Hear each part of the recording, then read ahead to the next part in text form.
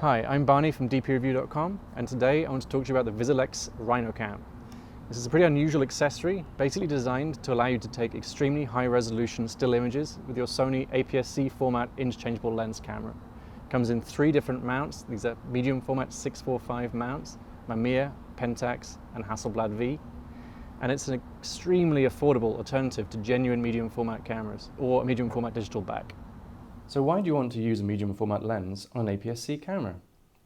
Well, by moving the camera's sensor behind the large imaging circle of a stationary medium format lens, you'll avoid the parallax and distortion effects that you'd otherwise encounter when repositioning the camera and lens for each section of a traditional composite photo. The RhinoCam gives you the advantage of seeing a single composition through the ground glass screen before you shoot, knowing exactly how the final stitched image will look. It's upside down and back to front, but that doesn't take too much getting used to. After you've composed the shot, move the camera into the imaging plane. Stop down to the desired aperture and focus manually as usual.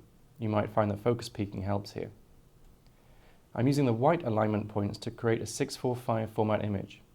So the white dots help me line up my images with the camera held in the portrait position. You can also shoot in the panorama format using 6 exposures and the red alignment dots on the RhinoCam with the camera in the landscape position. So I've selected the images I took earlier on in Adobe Bridge. With the 8 RAW files selected, I'm going to open them in Adobe Camera Raw and perform some basic exposure adjustments which I'll apply to all of the images. After that, I'll open them in Photoshop and we can start the stitching process. Once all the files are open in Photoshop, stitching them together is easy using the Photo Merge feature.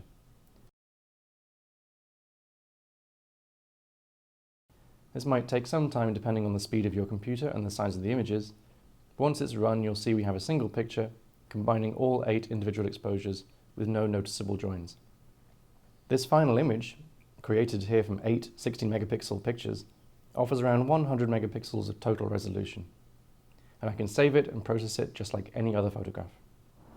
So this is the RhinoCam. With a 16 megapixel camera on the back of this, I'm getting files that top out between 100 and 110 megapixels in total. That's about enough for a 35-inch print at high print resolution. So if you're taking pictures of landscapes, real estate, architecture, anything like that where scene elements aren't moving, this is an amazing alternative to medium format digital.